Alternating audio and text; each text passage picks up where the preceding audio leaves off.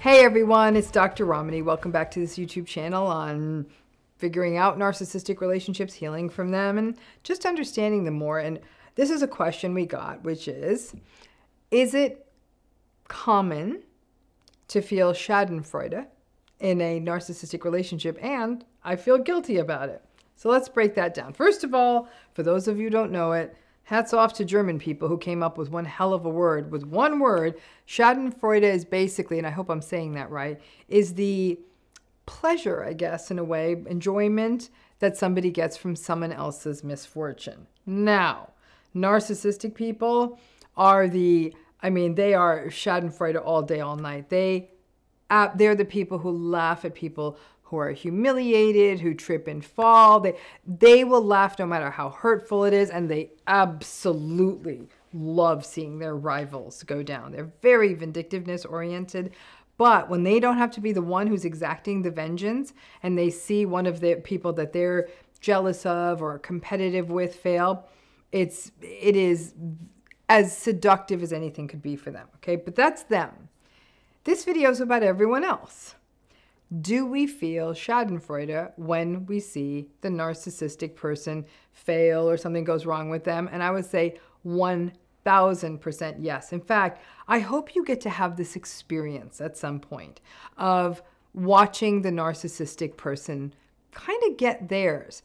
It's a tricky emotion, the Schadenfreude, because we are in a way enjoying someone else's misfortune. And narcissist or not, if you're a nice person, an empathic person, a kind and compassionate person, there can be a real sense of guilt, discomfort. Oh my gosh, I'm a bad person. What kind of person feels this way? But I'm going to give you one scenario where I think anybody would feel Schadenfreude. Your partner cheats on you. They get into a new relationship with the person that they cheated on you with. You're heartbroken because they turned right into that new relationship immediately while you're still nursing a broken heart after feeling completely that this came out of the blue. And then the new person cheats on them. Whew, even as I say it, I was like, oh, that hasn't even happened to me, but I felt good inside. So I can't even imagine how someone would feel if that was their situation. I think most of us would be like, woohoo, yeah, we get that. But that's a more clear cut, everybody's going to be happy in that situation, the whole karma's a B word kind of thing. But let's try another one that's a little bit more subtle. What about when the narcissistic person really does wrong by you? Screws you over as a business partner, screws you over in a divorce, leaves you with nothing, and then they get sick. That's where Schadenfreude gets a lot more complicated. I think when they get cheated on, heck, even if the narcissistic person who stole your idea at work gets fired, you don't care. You don't even care if they get fired and they got kids. But other things that are heavier are things like the narcissistic person gets very sick, has an accident, and you have this very, very complicated feeling of like, oh, I don't wish this on anyone. I don't want that terrible a thing to happen. But you feel this mix of emotions. You might be in that sort of karma kind of like, is this how it's coming down? But more than anything, that churn of emotion gets challenging because you may then find yourself in the position of, what the hell did this relationship do to me? Like, I would never celebrate someone getting sick. I would never celebrate someone having an accident or having something bad like that physically happen to them. And here they are. And maybe you're not even celebrating it or getting pleasure from it, but you might think like, I don't feel anything. Like, I'm so... And you feel it's complicated because you're like, usually I'd feel terrible and I'd want to be helpful, but you're just sort of like, eh. And that's a tough one for people who are going through these relationships because in part, you've got to be honest with yourself. And I think this is a very internal process. I don't know that you want to prance about the world, and sure as hell not on social media, and say, I don't care that they got sick, or karma's a bitch kind of thing. I said the word there. But like, I don't think that's a good idea. That's never a good look, even if people know that that person's terrible, they were terrible to you. I say that not from a place of judgment, but from a place of the kind of pushback you'll get would really be an impediment to your healing. It would be so much shaming and all of that. So don't go there. But interiorly, you might be feeling that dissonance that these relationships build up and bring up in us, which is, I didn't want it to be this, but damn it, I wanted something to be more quote unquote like balanced out. This person hurt me so much. And now this thing that's happening that's hurting them, you might say like, okay, like maybe there is some sort of meaning, sort of bookkeeping in the universe or something. But I think what most people will often say is they don't feel much. And then the main emotion is, rather than Schadenfreude, it might be guilt. Guilt of, this is how I don't feel anything. I don't care. I might even think they deserve it.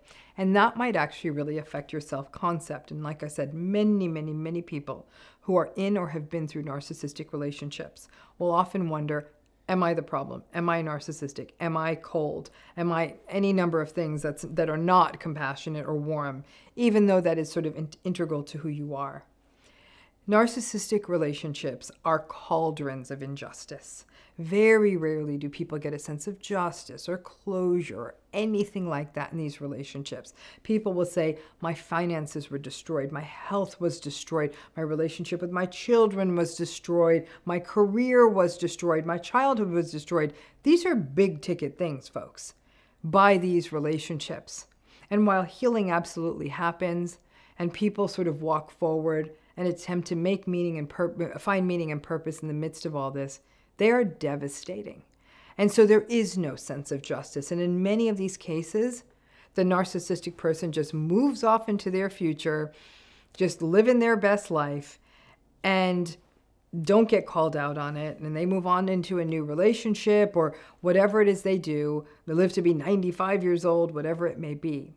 So because there is so little justice or closure, like I said, in these relationships, when something bad happens to the narcissistic person, and that sense of maybe not even Schadenfreude, like I said, when the narcissist gets cheated on, we feel the Schadenfreude, or they get fired, we might feel it. But in these other more sort of sensitive topics where it feels like it's never okay to sort of celebrate that kind of thing, especially if you know, for example, let's say you co-parent with a narcissistic person and they did devastate you in the process of a divorce. They are still your children's other parent. So it brings up a lot of complicated emotions. It sort of takes guilt, mixes it with this cognitive dissonance, and mixes it with grief. And that grief might be of, for the changes you might feel like are in you that like, oh my gosh, like, is this what it's come to? Don't be so hard on yourself. You went through something. There was never closure. So a sort of sense of indifference, detachment, diffidence in the face of something bad that happens to a narcissistic person that harmed you is not abnormal at all. It's actually to somewhat be expected. I'm thinking of experiences I've had in my life where this has happened. It wasn't celebratory to me. I think I was really struck by it was an absolute numbness where ordinarily I would have felt tremendous amounts of sympathy. And it sort of almost rattled me, like it scared me, sort of like looking into the abyss and the abyss looking back. That was not a good feeling. But this is the sort of the darker corners of healing we don't always get to talk about because these things don't often happen, right? Some people will say, I had a narcissistic parent. It was a mess. It remained a mess. I disengaged from them, and they died when they were 88 years old. And you'll say they had a good long life. There were still people around them when they died. I wasn't one of them. That is a very, very different flavor than somebody, for example, a narcissistic person whose life ends prematurely or does struggle with some form of a chronic illness. Grief is complicated, and these kinds of feelings are often best sort of processed in places that feel safe to you. That might be therapy, with your absolutely most trusted people, journaling, something you can keep to you. By and large, most people do not get this. They don't, and they'll say, oh my gosh, someone's sick. How could you feel that? Nothing they did to you could have ever been that bad.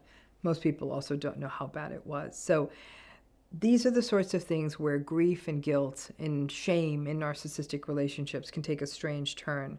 And while you might feel Schadenfreude when you find out that they've been dumped by the person they cheated on you with, may not be the right word when it comes to some of the heavier stuff that can happen in the years on as you watch the narcissistic person go through their lives. So again, be ready for the turns in the road. Be careful who you share it with. Find the supports you can. Be gentle with yourself and recognize that none of this is easy. Thanks again.